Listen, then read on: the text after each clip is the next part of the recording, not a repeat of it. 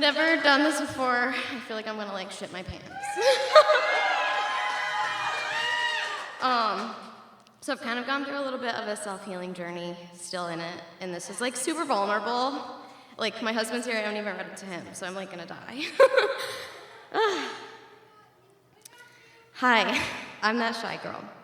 Not that you intimidate me, don't talk to me, I'm quivering in my skin type. More like that, sit down, listen to what I have to tell you, don't ask me questions, live your life under my conditions, be a good girl, keep your head under the radar, and just make us proud type.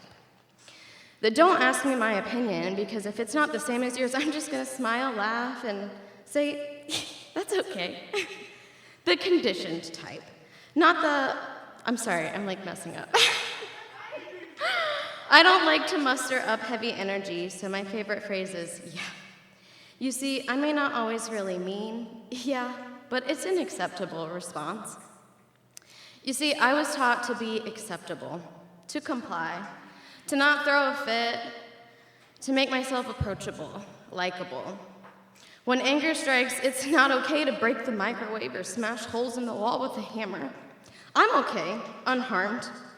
No mark was left, so you say. The way you dealt with me was acceptable. I struggle with anxiety, and with this type of experience, it's only certain that you're gonna meet her. She's not a good friend. She isn't encouraging or nice. She's really overbearing, so I'm sorry that you have to be around her. It's just these things make her come out. Please know it's not your fault. It's actually theirs. I've tried to cast it out with alcohol, but she doesn't like it. It shuts her up. And the next day, when she wakes up from her slumber, she's angry and upset that she missed out on all the fun. That bitch has mad FOMO. She marches in double time, and then I'm paralyzed. As an adult, I've discovered marijuana. It's terrible because you know it's not acceptable. That peaceful, mellow moment isn't real. It's how addictions start. It's a gateway drug. I wouldn't even know where to find it. I've never done it, never will. It's illegal. I was taught to love the person, not the sin, but doing so doesn't really feel like loving the person.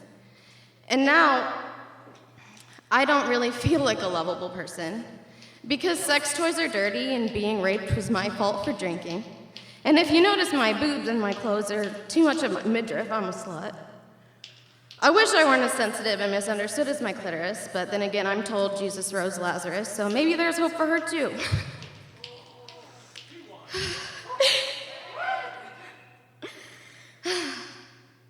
I wish I weren't as sensitive and misunderstood as my clitoris, but then again, I'm told Jesus rose Lazarus, so maybe there's hope for her too. You see, a home doesn't work well when it has a questionable foundation, but a girl is prettier when she wears foundation, so I'm confused. I'm always reminded, you're considered obese for your height. Isn't that crazy? You don't know I snuck your diet pills.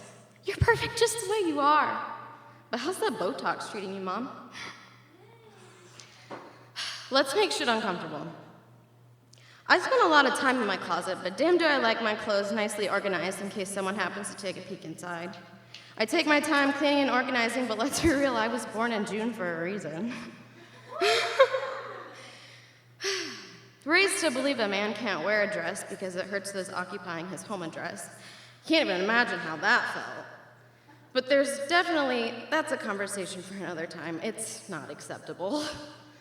Let's not remind Mom and Dad they failed at something.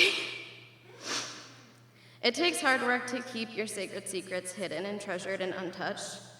And that part of me was so dishonored for so long, but now you can't take it, claim it, own it, ruin it, stop it, shut it down, destroy it, corrupt it. I won't allow it, because your mold doesn't grow here. Money is probably the root to all evil. I don't care how it feels to hoard $1 million. I'm happy with the nothing that I have. I'm good with not needing guns to protect my safe, full of green paper behind doors and passcodes.